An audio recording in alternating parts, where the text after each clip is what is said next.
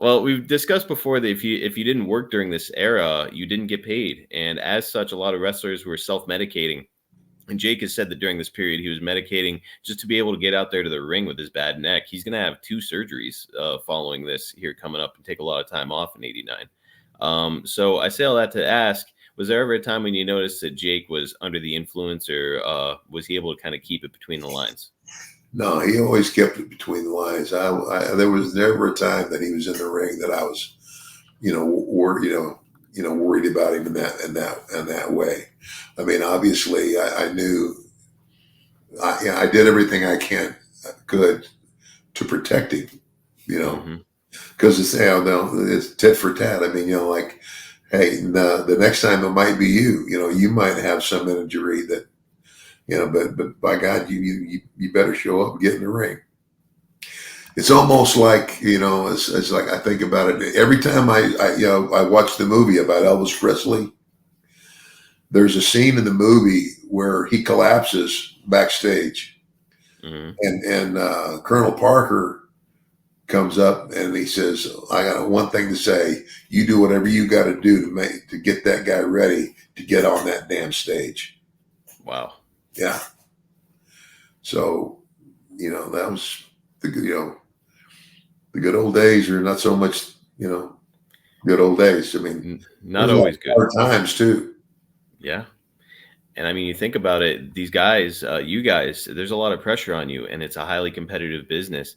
And so here's Jake, who's dealing with a serious neck injury, an injury that's going to require surgery, but he's still going out and he's beating you with the DDT. So he's flinging himself backwards and experiencing that jar on his neck Yeah. every single night, because the show must go on. And these guys are self medicating. It's like, gosh, no wonder so many of your peers would pass away young due to drug overdose. Yeah. Yeah. Man, it's scary. It's a whole different business back in those days. Yeah. And it was that, man. And I just tried, it's kind of like, and the trips, oh my gosh, the trips were so long. Hmm.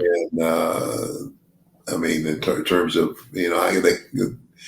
uh, I don't know exactly what was in it.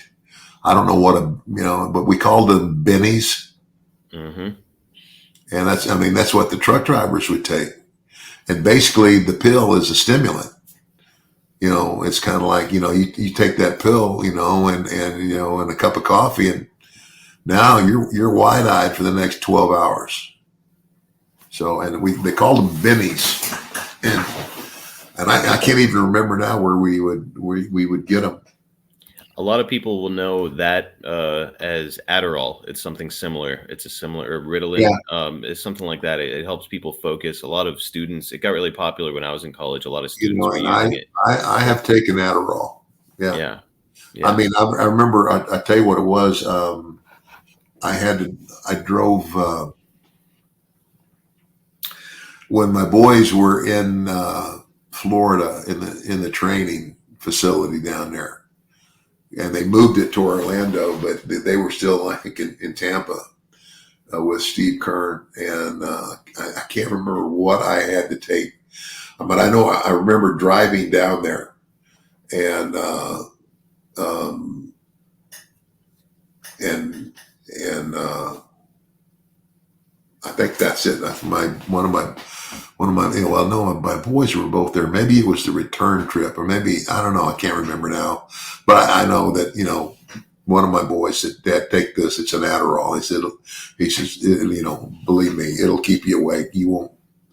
And I did. And I mean, I got home and I was still, That's what they say is the only problem is, like, a lot of kids I knew in college would take it so that they could study before the night of a big test or something. Only problem was it's like you'd finish studying and you'd say, okay, I'm going to catch a few Z's before class.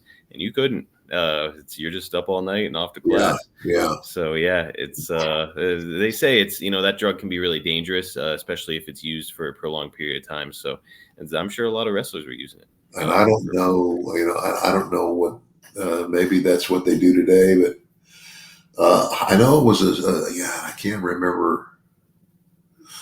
Well, the other thing that was a pretty good stimulant, that I did a little bit. And again, I was so, okay, my mother, my mother died when she was 56 years old due to alcoholism. So I was always afraid of that. And I'm trying to think who was that introduced me to cocaine. I just know, JYD. I know there was a lot of it around, and it's kind of like I never abused anything. I mean, it's kind of like it was because I was always afraid.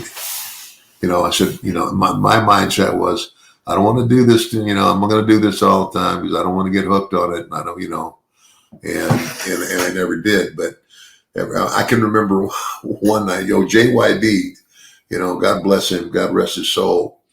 He got to where he was doing it pretty heavy. Yes. I even told him, I mean, there was a time when, I was trying to help him out because he had gotten so into the coke. And I just, I remember one night when he had left the show before we did, or I did, and I was driving alone. He had a car full of guys, and I just came up behind him and flashed my lights. He knew it was me, and he pulled over on the side of the road. He got out. He was laughing. He says, "What do you need, Dad?" I said, "I need a little pick me up to get me to Shreveport." And he hooked you up. He hooked me up. Man. And but yeah, I was always leery of, getting addicted or what have you, or just getting stupid on it. Well, good thing, a lot of guys, including JYD, they had to learn that lesson the hard way. That sometimes it's okay if you need a little pick me up, then do what you got to do. But, the guys who were doing it every single day, nope, can't be good. Can't do it.